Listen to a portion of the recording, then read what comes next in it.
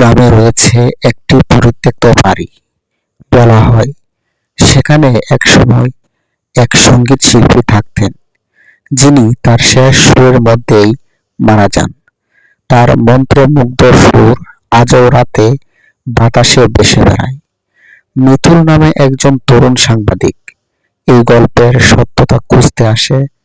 Camera হাতে সে রাতের অন্ধকারে বাড়ির ভেতরে প্রবেশ করে।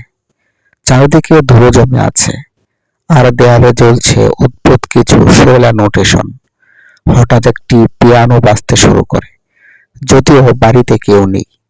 মিতুল ভয়ে জমে যায়। পিয়ানোর শব্দ থেমে গেলে একটি কণ্ঠ শোনা যায়, আমার সুর কেড়ে নিয়েছে, তুমি কি আমার সুর ফিরিয়ে দিতে পারবে? মিতুল সাহস করে পিয়ানো স্পর্শ করে। তখনই সে দেখতে পায় একজন ছায়ামূর্তি, যার হাত পিয়ানোতে স্থির। তার চোখ থেকে অশ্রু ঝরছে। মিতুল বুঝতে পারে সেই সঙ্গীত শিল্পী তার অপূর্ণ সুর শেষ করতে চায়। মিতুল ক্যামেরা চালু রেখে পিয়ানোর নোটেশন অনুসারে বাজাতে শুরু করে। সুর সম্পূর্ণ হলে হঠাৎ সবকিছু স্বাভাবিক হয়ে যায়। ছায়ামূর্তি ধীরে ধীরে মিলিয়ে যায়, কিন্তু ক্যামেরায় পুরো ঘটনাটি ধরা পড়ে।